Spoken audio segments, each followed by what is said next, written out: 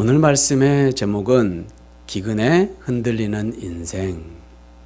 부제목은 기근을 피하는 방법이라고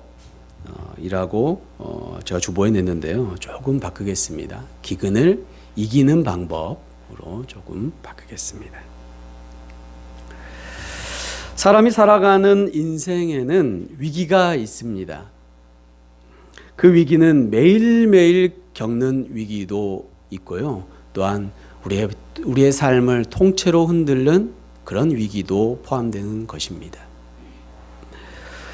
그런데 이 위기는 남자, 여자, 노인, 젊은이, 부자, 거지를 막론하고 누구에게나 찾아오는 것이 특징입니다. 이 세상 살아감에 있어서 위기가 없다라고 한다면 그 사람은 삶을 살고 있지 않는 것이라고 해도 과언이 아닙니다. 그 위기는 인간관계 또는 공부, 어떤 면에서는 건강, 취업, 물질 등에서 위기가 발생하게 됩니다. 그 중에서 건강의 위기와 먹는 것이 가장 큰 위기라고 할 수 있습니다. 왜냐하면 사느냐 죽느냐의 기로에 서 있기 때문이지요. 그렇다 보면 위기 중에서 가장 큰 위기는 삶과 죽음을 그 경계에 있는 그 위기가 가장 큰 위기라고 할 수 있을 것입니다. 오늘 본문 가운데 이제 막 하나님과 믿음의 여정을 시작한 아브라함이 있습니다. 그런데 그가 약속의 땅 가나안 땅에 도착하자마자 그곳에서 가나안 땅을 돌아보면서 어디에 정착하지도 아직 못했음에도 불구하고 그 아브라함의 위기가 찾아옵니다. 아주 심각한 위기가 찾아오게 되는 것이죠. 그 위기는 오늘 본문 말씀 가운데 보면 기근이라는 위기가 찾아오게 됩니다. 기근이라는 것은 흉년이나 재해 등으로 식량이 모자라서 굶주리는 상태가 되는 것을 기근이라고 얘기하죠. 제가 서두에 말씀드린 위기 가운데 가장 큰 위기가 뭐였냐면 삶과 죽음, 그 경계선에 선 위기가 가장 중요한 위기라고, 가장 큰 위기라고 말씀드렸잖아요. 이 기근이 아브라함과 그 가족에게 임하게 된 거죠. 삶과 죽음의 그 경계선에 서게 된 것이 아브라함과 그 가족들에게 임하게 된 것입니다. 역사상 보면 가나안 땅에 기근이 오게 된 것은 네 가지로 볼 수가 있습니다. 그 첫 번째는 가뭄으로 인한 기근이 발생하게 되는 것이죠. 이스라엘 백성이 살던 팔레스타인과 중근동 지방에서는 가을에 이른 비, 10월경에 내리는 이른 비와 봄날에는 늦은 비, 3월에서 4월 초순경에 내리는 늦은 비, 겨울에 우기 11월에서 3월 사이에 내리는 그런 많은 비가 내리게 됩니다. 그래서 하나님께서 말씀하셨습니다. 신명기 11장 14절에 보면 여호와께서 너희의 땅에 이른 비, 늦은 비를 적당한 때에 내리시리니 너희가 곡식과 포도주와 기름을 얻을 것이요 라고 말씀하신 것처럼 하나님께서 가나안 땅의 상태를 굉장히 잘 알고 계셨다는 것이죠. 이 가나안 땅에는 그렇게 이른 비와 늦은 비, 그리고 그 우기의 비가 충만하게 내렸을 때는 그 땅은 젖과 꿀이 흐르는 땅이 됩니다. 정말 풍요로운 삶을 살아가게 되죠. 그런데 이른 비와 늦은 비, 우기의 비가 임하지 않게 되면 그 땅엔 기근이 오게 됩니다. 그런데 한편으로 좀 생각해 보면 하나님께서 왜 그 가나안 땅으로 보내셨을까? 라는 생각을 갖게 됩니다. 정말 젖과 꿀이 흐르게 되는 그 땅에 하나님께서 그렇게 이른 비와 늦은 비가 아니라 항상 그렇게 좋은 풍요로운 땅으로 보내셨으면 항상 기근이 오지 않을 건데 라는 생각을 해볼 수가 있습니다. 그런데 하나님께서 그 땅을 보내신 이유가 있습니다. 방금 제가 말씀드린 것처럼 그 땅은 이른 비와 늦은 비가 꼭 필요한 땅입니다. 그래야만 풍요를 누릴 수가 있고 먹고 살 수 있게 되는 것이죠. 그런데 이 비는 누가 내리십니까? 하나님이 내리시죠. 그래서 하나님께서는 이스라엘 백성에게 그렇게 하나님만 의지하여라. 그곳에서 다른 것 의지하지 말고 하나님을 의지하면 너희들이 이른 비와 늦은 비를 통하여서 풍요를 만끽할 수 있다는 마음가짐으로 그딴 생각으로 그런 생각으로 이스라엘 백성들을 가나안 땅을 보내신 것입니다. 또한 그 기근이 나타나는 두 번째는 자연재해 때문이죠. 우박과 폭풍우, 뜨거운 모래바람, 그때 그 지역이 약간 사막이지 않습니까? 모래바람으로 인하여서 기근이 오게 되는 것. 또 세 번째는 병충해, 메뚜기, 또한 곤충들의 습격으로 인해서 기근이 오는 것. 네 번째로 전쟁으로 인해서 혼란이나 강도 때 양식을 강탈하는 그러함으로 인해서 기근이 발생하게 된 것이 성경에 말씀하고 있는 기근의 근원이지요. 아브라함에게 닥친 기근의 원인은 특별히 설명이 없지만 애굽에는 가뭄이 없는 것을 보아 아마도 첫 번째 가뭄의 근원인 가뭄으로 인한 기근이 온 것이라고 생각할 수 있습니다. 아브라함은 자신의 가족들에게 닥친 기근의 위기에 오늘 본문을 보면은 좀 잘못된 모습으로 대처하는 것을 볼 수가 있습니다. 오늘 그 아브라함이 어떻게 대처했는지 그 말씀을 통하여서 저와 여러분은 기근이 왔을 때, 위기가 왔을 때 어떻게 대처해야 되는지 은혜 받는 시간 되시길 소망합니다. 아브라함이 기근을 대처하는 방법, 첫 번째는 기근을 피해 떠난 것입니다. 기근을 피해 떠나다. 1절, 10절 말씀입니다. 우리 함께 봉독해 보도록 하겠습니다. 그 땅에 기근이 들었으므로 아브라함이 애굽에 거류하려고 그리로 내려갔으니 이는 그 땅에 기근이 심하였음이라. 지금 10절의 말씀에 똑같은 단어가 두 번 반복되는 단어가 있죠. 무슨 단어입니까? 기근이라는 단어이죠. 아브라함이 가나안을 떠나서 지금 애굽 땅으로 행했습니다. 애굽 땅으로 향했습니다. 그런데 애굽 땅으로 향한 그 이유가 무엇이냐면 기근 때문이라고 말씀하고 있습니다. 그 땅의 기근이 마지막에 10절 후반절에 보면 심하였다라고 이야기하죠. 정말 가나안을 벗어날 수밖에 없는 이유가 기근 때문임을 말씀하고 있는 것입니다. 그런데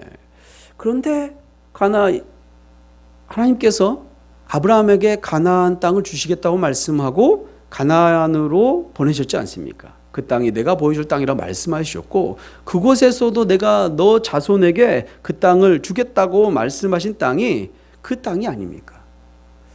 근데 아브라함이 가나안을 떠나서 애굽으로 향했습니다. 이거 불순종한 모습 아닌가요? 불순종한 모습이라고 생각할 수도 있습니다. 이 본문의 말씀을 새 번역 버전으로 좀 읽어보면 이렇게 이야기하고 있습니다. 그 땅에 기근이 들었다.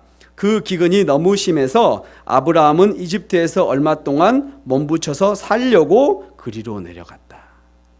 지금 개역 개정 우리 번역하고 조금 다른 부분이 어떤 부분이냐면 애굽에 거류하려고라고 표현하고 있는데 그 부분을 새 번역에서는 조금 더 자세히 설명하고 있는데 얼마 동안 몸을 붙여 살려고. 그러니까 아브라함이 애굽으로 내려간 것은 가나안 땅이 이곳이 살만한 땅이 아니구나. 난 이 땅에서 안 살래. 그렇게 생각하고 애굽으로 간 것이 아니라는 것이죠. 잠깐 이 기근을 피해서 잠깐 내가 애굽으로 갔다가 돌아와야겠다라는 그런 마음가짐으로 애굽을 간 게 된 것이죠. 그렇게 보았을 때는 불순종이라고 할 수가 없겠죠. 그런데 사랑하는 여러분, 오늘 본문 말씀에 아브라함이 애굽으로 갔을 때 하나님께 여쭤봤나요? 여쭤보지 않았죠. 분명히 하나님께서 아브라함을 가나안 땅으로 보내셨고 그 땅이 너가 거처할 땅이라고 말씀해 주셨습니다. 그런데 그 땅에서 위기가 왔어요. 그렇다면 아브라함은 믿음이 있다면 어떻게 반응해야 될까요? 주님, 제가 어디로 가야 될까요? 하나님, 제가 어디로 가야 할까요?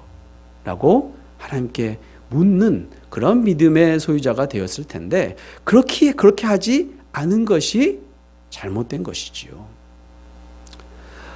우리 인생 가운데 분명히 기근과 같은 위기가 올 수 있지요. 그것에 반응해서 살아가는 것은 우리의 인생 가운데 당연한 일입니다. 그럼에도 불구하고 하나님께서 원하시는 것은 그러한 위기가 왔을 때 주님께 의지하는 것, 주님께 물어보는 것을 하나님께서는 원하시는 줄로 믿습니다. 11절 말씀에 이제 애굽에 이르렀습니다.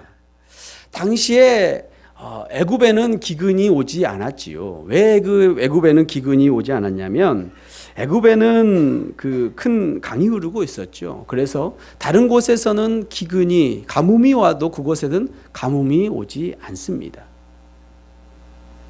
그래서 가뭄이 어느 정도 와도 아주 풍요로운 삶을 살 수 있었지요. 그래서 애굽은 정말 풍요의 땅이었던 것입니다. 애굽에 이제 들어가게 됩니다. 그런데 애굽에 들어갔는데 아브라함이 좀 이상한 행동을 보입니다.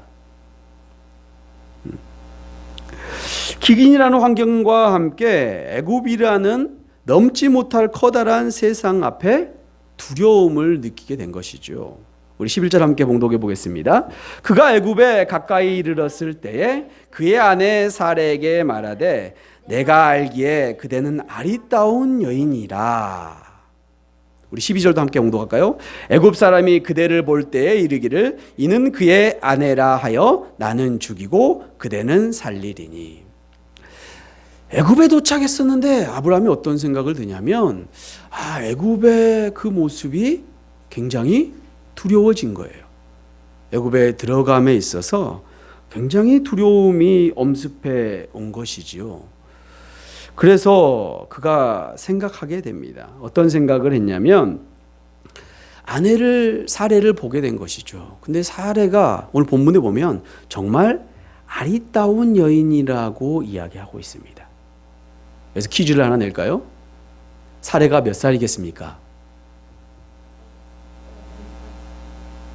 사레가 지금 아브라함이 가나안 땅을 떠났을 때가 몇 살이죠?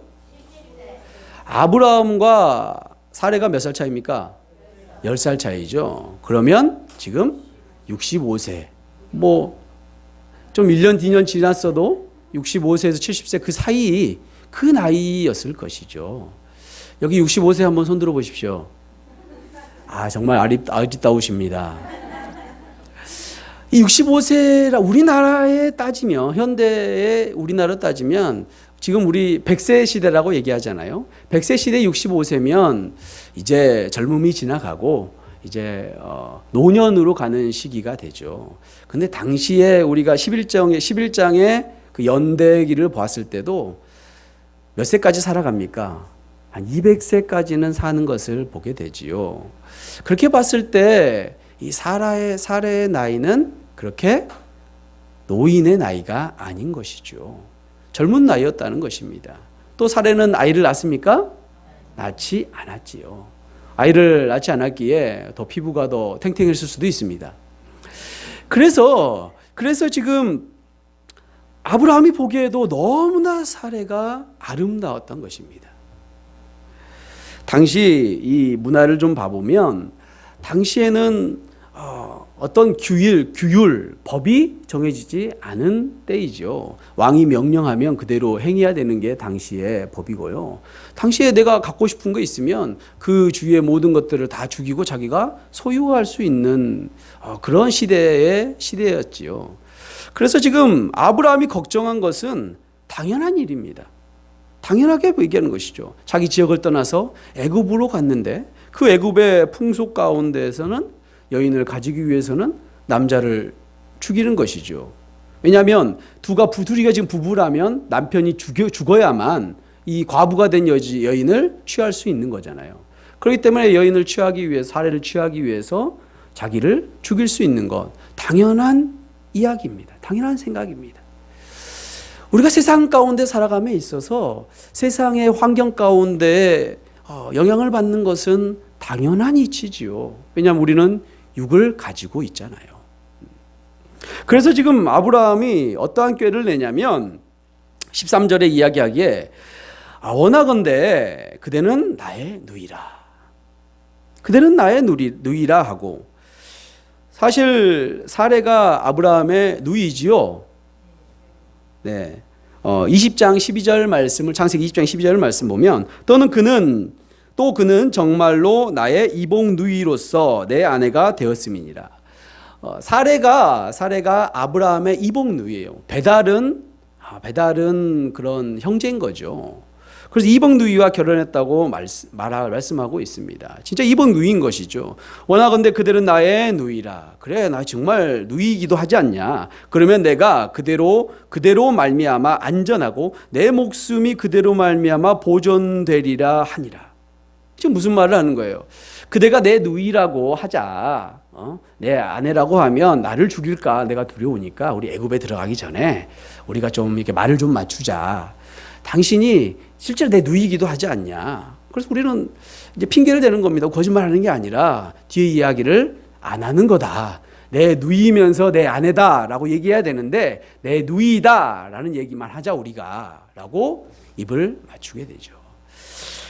정말 아브라함의 모습은 믿음의 조상의 모습인가요?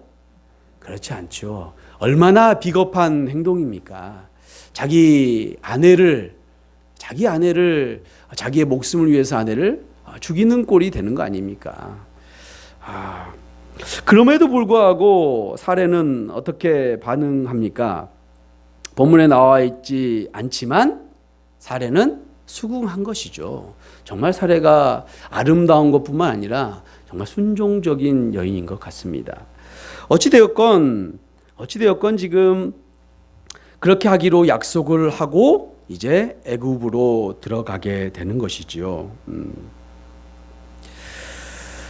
그래서 제가 본문을 잠깐 읽으면서 한번 생각을 해봤습니다.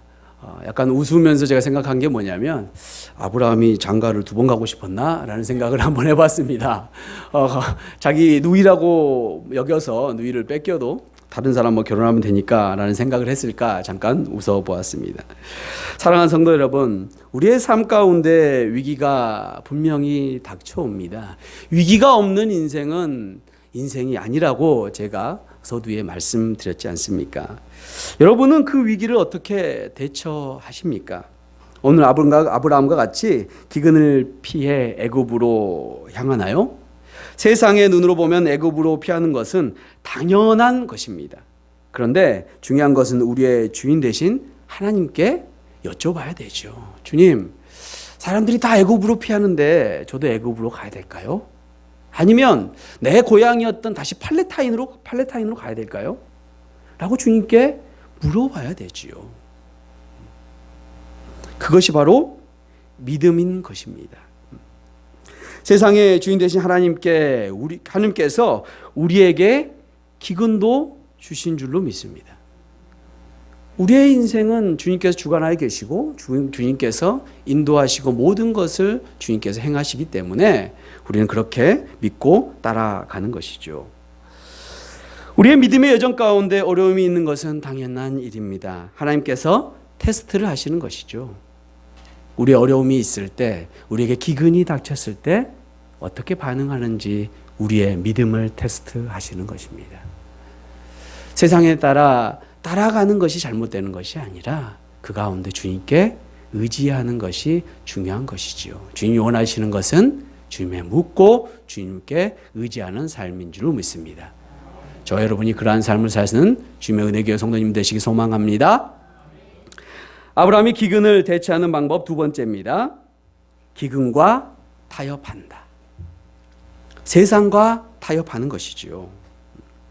아브라함이 애굽에 이르게 됩니다. 그런데 그곳에서 아브라함이 예상했던 대로 이루어짐을 보게 됩니다.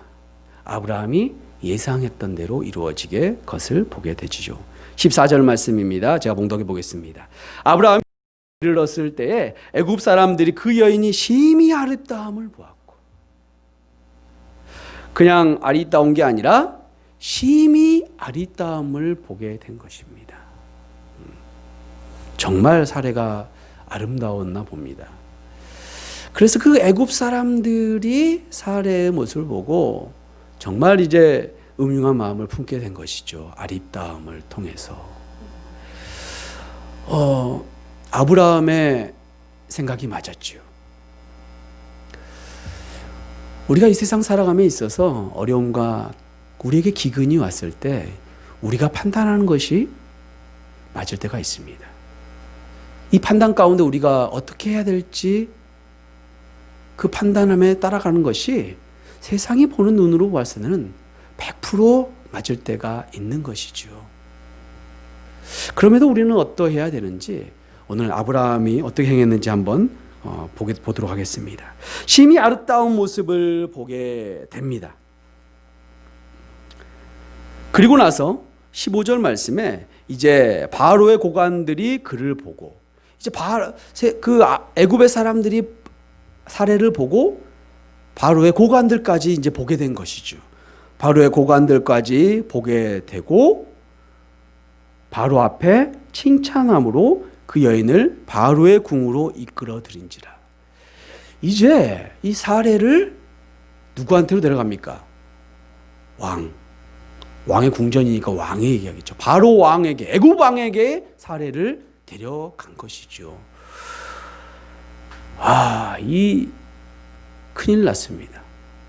큰일 났어요. 아브라함이 어떤 마음으로 그러한 거짓말을 했는지 모르겠지만 어떻게 보면 그냥 애굽 사람이 사례를 아내로 취하려고 했다면 처음에는 그렇게 주고 그렇게 보내주고 저녁에 야반 도주를 했을 수도 있는 것이죠. 아브라함 생각 어떤지 모르지만 그런데 이제 더 큰 일이 벌어졌습니다. 도저히 그렇게 할 수 없는 상황이 벌어진 거죠. 바로의 왕에게까지 가게 된 것이죠. 아까 제가 초반에 말씀드린 것처럼 지금 아브라함이 생각한 대로 이루어지고 있죠. 그런데 조금 다른 모습을 보입니다. 어떻게 다른 모습이 보이죠?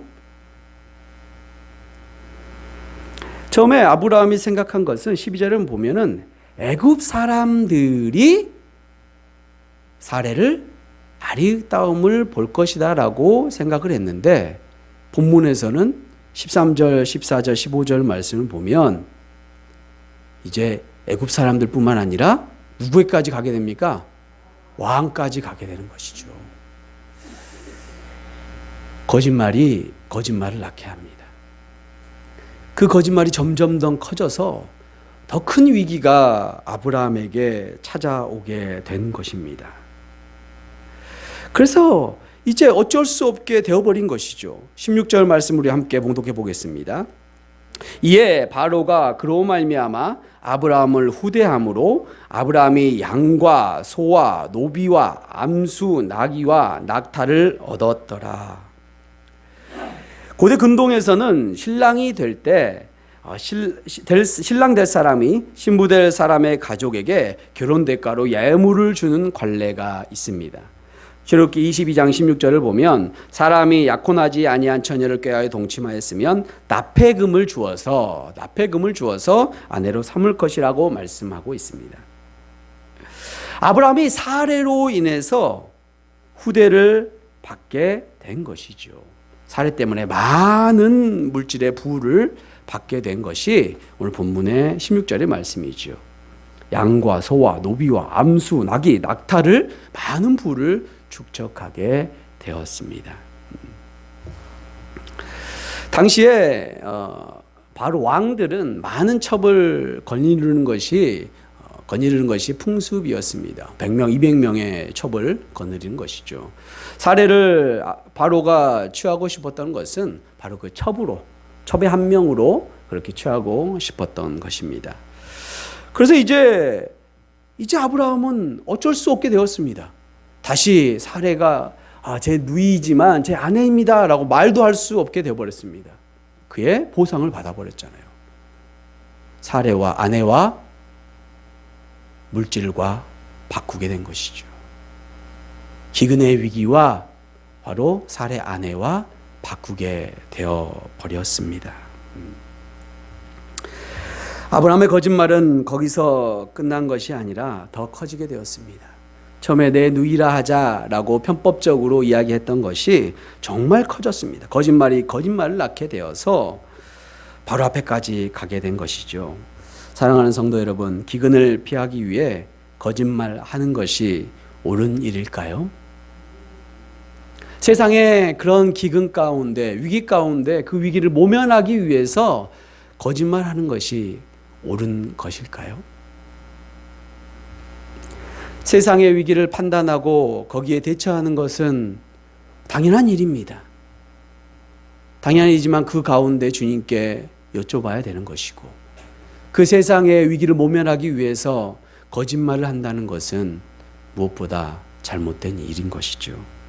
그리스도인으로 살아가는 것은, 그리스도인으로 살아간다는 것은 주님의 말씀에 순종하는 삶을 사는 것입니다.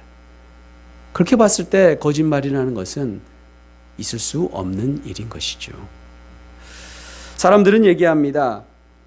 하나님의 말씀을 저버리는 행동은 정당화될 수 없지만 선의의 거짓말은 그래도 인정할 수 있는 것 아니냐라고 이야기합니다. 그런데 사랑하는 여러분, 선의의 거짓말이 누구를 위한 것입니까? 자신을 위한 것 아닐까요? 정말 선의를 위한 거짓말이 나를 위함이 아니라면 선의한 거짓말이 될 수도 있겠죠. 하지만 그 선의를 위한 거짓말로 포장하는 나의 모습이라면 그것은 거짓된 모습인 줄로 믿습니다. 혹시 지금 기근의 어려움을 겪고 계십니까? 건강 때문에, 물질 때문에 힘들어 하십니까? 우리는 신앙인입니다. 우리는 주님께 부름을 받아 구별된 거룩한 백성으로 살아가야 되는 것이 저와 여러분의 모습인 줄로 믿습니다. 거룩한 백성답게 어떠한 어려운 상황 속에서도 신앙을 잃지 않고 믿음으로 반응하는 저와 여러분이 되길 소망합니다. 아브라함이 기근을 대처하는 방법, 세 번째 방법입니다. 그럼에도 불구하고 17절 말씀 우리 함께 봉독해 보겠습니다. 여호와께서 아브라함의 아내 사라의 일로 바로와 그 집에 큰 재앙을 내리신지라. 아멘. 17절 중반부에 보면 아내 사라의 일로, 사라 때문에, 아브라함의 아내 때문에라고 말씀하고 있습니다. 하나님께서 아브라함을 부르셨지요. 12장 우리 지난주에 함께 나눴잖아요. 하나님께서 아브라함을 택하시고 부르시고 아브라함에게 말씀하여 주시고 약속하여 주셨습니다. 어떤 약속을 하셨죠? 첫 번째, 큰 민족을 만나요. 두 번째, 이름을 장대하게 하여 주시겠다. 세 번째, 복이 되게 하여 주시겠다. 복의 근원이 되게 하시겠다. 너로 인하여 만민이 복이 되게 하여 주시겠다. 라고 축복하여 주시고 약속하여 주셨다는 것입니다. 그런데 그 약속 가운데에서는 아브라함에게만 약속한 것이 아니라는 것이죠.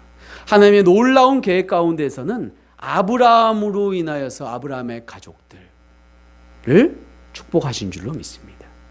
아브라함의 그 식솔들과 약속하신 줄로 믿습니다.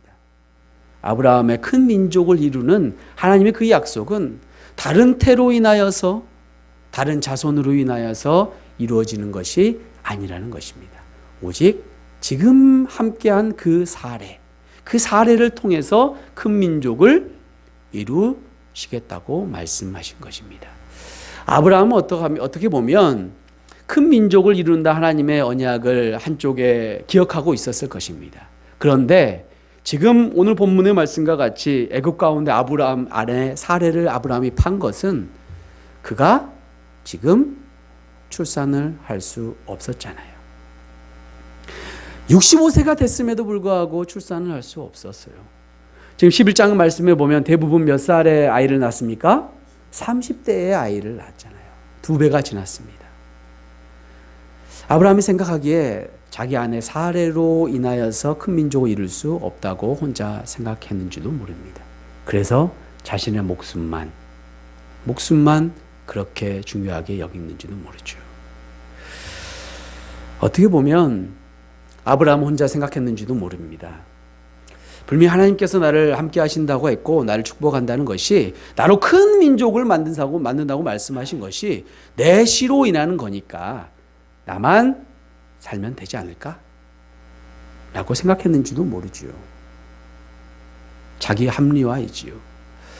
우리가 세상 가운데 세상 바람에 흔들리며 세상 위기 가운데 우리가 생각했을 때 자기 합리화를 하는 경우가 너무 많습니다. 이게 하나님의 뜻이 아닐까? 이게 하나님의 뜻이네 라고 자기 합리화를 하며 순간순간 살아가는 모습이 우리는 그 모습을 보게 됩니다. 오늘 아브라함의 모습을 봤을 때는 자기 합리화의 모습은 자기를 감추는 모습일 뿐입니다.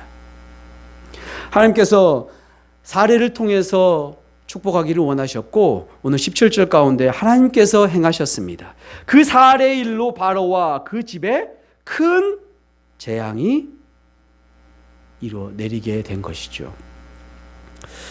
어떤 재앙일까요?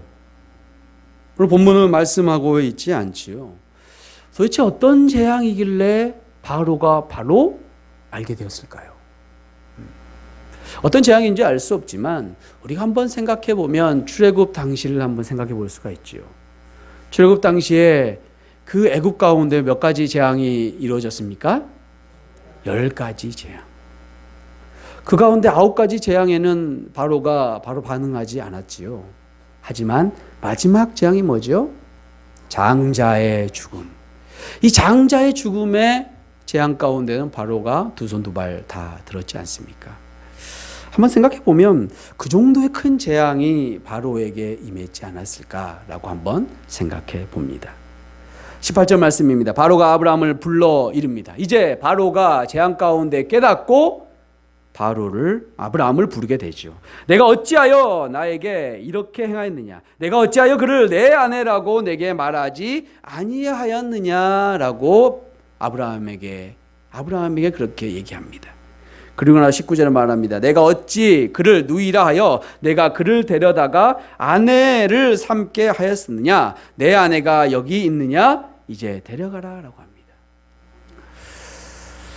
좀 한번 생각해 보면 나에게 아브라함 때문에 이런 위기가 왔다면 아브라함을 그냥 보낼 수 있을까요? 아브라함 그냥 보낼 수 있나요? 아브라함도 질타해야겠죠. 뭐 매라도 때리든지 해야 되고, 또 지금 아브라함이 부를 받았잖아요. 양과 소와 노비, 암수, 나귀, 낙타를 받았잖아요. 그럼 이제 사례를 다시 분명히 19절 마지막 절에 보면 사례를 보내줬죠. 그러면 아브라함에게 주었던 양과 소와 노비와 암수, 나귀, 낙타를 다시, 그렇죠, 다시 돌려받아야죠. 그런데 지금 그렇게 했습니까? 그렇게 안 했죠. 왜 그랬을까요? 그렇죠. 이 바로가 얼마나 두려웠으면 그냥 아브라함 불러서 야, 너 왜 그랬냐? 너 누이라고 왜 그랬어? 네 아내라고 얘기했어야지. 빨리 데려가. 빨리 데려가. 빨리 데려가 버려 얼른. 다른 생각할 시간이 없었습니다. 목숨의 위태로움을 느꼈을 것이고요. 더 크게 얘기하면 애굽이 국가의 위기까지 생각했을 것입니다. 정말 큰 위기가 찾아온 것이죠. 그리고 나서 20절에 우리 함께 봉독하겠습니다. 바로가 사람들에게 그의 일을 명하매 그들이 그와 함께 그와 아내와 그의 모든 소유를 보내었더라. 지금은 바로가 어떻게까지 행했습니까? 아브라함에게 아내 빨리 데려가, 사례 데려가, 빨리 한 다음에, 그리고 니네들 애굽을 떠나, 빨리 떠나가, 여기 있지 마 라고 이야기한 것이 지금 20절 말씀이잖아요. 사람들에게 모두 소유를 빨리 떠나라고 한 것이에요. 누에 보기도 싫다는 거죠. 자기에게 재앙이 임했으니까요. 정말 무시무시한 재앙이 임했던 것입니다. 하지만 그 재앙을 통해서 하나님께서는 어떻게 행하셨습니까? 아브라함은 할 수 없는 일을 행하셨죠. 그 사례를 다시 아내로 돌려주셨지 않습니까? 하나님께서 택하신 아브라함은 하나님의 백성임에도 자신 마음대로 행했습니다. 경솔했죠. 자신 마음대로 생각하고 자신 마음대로 행했습니다. 그 결과 아내 사례를 잃게 되는 어려움에 빠지게 되었죠. 이런 믿음 없는 아브라함임에도 불구하고 언약의 신실하신 우리 하나님께서, 정말 언약에 신실하신 하나님께서 하나님의 방법대로 사례를 아브라함에게 돌려보내 주십니다. 여러분은, 만약에 여러분이 하나님이시라면 아브라함이 용서가 됩니까? 여러분이 하나님이시라면 그 아브라함이 용서가 되겠습니까? 되지 않죠. 이거는 하나님을 믿지 않는 것이잖아. 내가 선대했는데 나를 믿지 않는 거죠. 세상에서 우리 같이 만약에 두 명이 사업을 한다면 믿음의 관계가 끊어지게 되면 사업이 이루어집니까? 더 서로 붕괴해서 예전에 좋았던 관계가 끊어지게 되지요. 그런데 그럼에도 불구하고 하나님께서 사례를 다시 구원해 주십니다. 그럼에도 불구하고 아브라함의 그 아내를 다시 구원해 주셔서 그 가정 가운데 하나 되게 하여 주셨습니다. 그것이 은혜이지요. 저와 여러분의 어떠함을 주님께서는 보지 않으신 거지요. 저와 여러분이 이 세상 가운데, 세상 위기 가운데 그 위기를 모면하기 위해서 주님께 의지하지 아니하고 그 알량한 우리의 자존심을 지키며 거짓말로, 그래 선의의 거짓말을 한다고 하면서 주님 이번 한 번만이요 라고 이야기하며 그런 위기를, 세상 사람들과 똑같이 위기를 모면했음에도 불구하고 주님께서는 저와 여러분을 자녀 삼아 주신 그 손을 놓지 않으시는 분이시라는 것입니다. 그럼에도 불구하고 저와 여러분을 다시 붙드시고 저와 여러분에게 말씀해 주십니다. 그래도 내가 너를 사랑한단다. 너가 나를 원망하고 세상의 방법으로 그 위기를 모면했지만 그럼에도 내가 너를 사랑한단다 라고 말씀해 주시는 분이 우리 하나님이신 것이죠.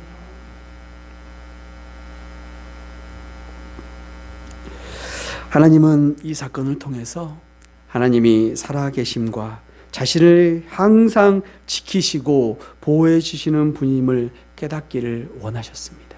아브라함이 하나님이 어떤 하나님인지를 하나님께서는 깨닫기를 원하셨습니다. 우리를 구원해 주신 예수님께서는 우리가 살아남뿐만 아니라 우리의 살아감도 그렇게 지키시는 분이신 줄로 믿습니다. 그 주님을 매 순간 의지함으로 기근의 위기 가운데서도 주님이 원하시는 길을 행함으로 그런 믿음으로 넉넉히 이기는 주님의 은혜교회 성도님들이 되시길 소망합니다. 말씀을 마치고자 합니다. 사랑하는 주님의 은혜교회 성도님들, 성도 여러분, 기근을 대처하는 방법을 배우셨습니까? 아브라함은 기근이라는 위기를 제대로 대처하지 못했습니다. 하나님께서 그 아브라함을 붙드시고 약속하셨는데 그 약속을 믿지 못하고 본인의 생각대로 행했습니다. 우리 삶 가운데 위기 분명히 찾아옵니다. 그런데 하나님께서는 그 위기를 대처하지 말라고 말씀하시지 않습니다. 하나님께서 원하시는 것은 그 위기 가운데 주님을 붙드는 것, 주님을 의지하는 것. 나만 의지하여라. 내가 어떤 위기와 어려움 가운데서도 나를 의지하여라. 너가 어려움 가운데서도 세상과 같이 반응하지 말고 믿음으로 반응하여라 라고 원하시는 것이 주님이 원하시는 방법인 줄로 믿습니다. 그렇게 믿음으로 반응하는 저와 여러분이 되시길 소망합니다.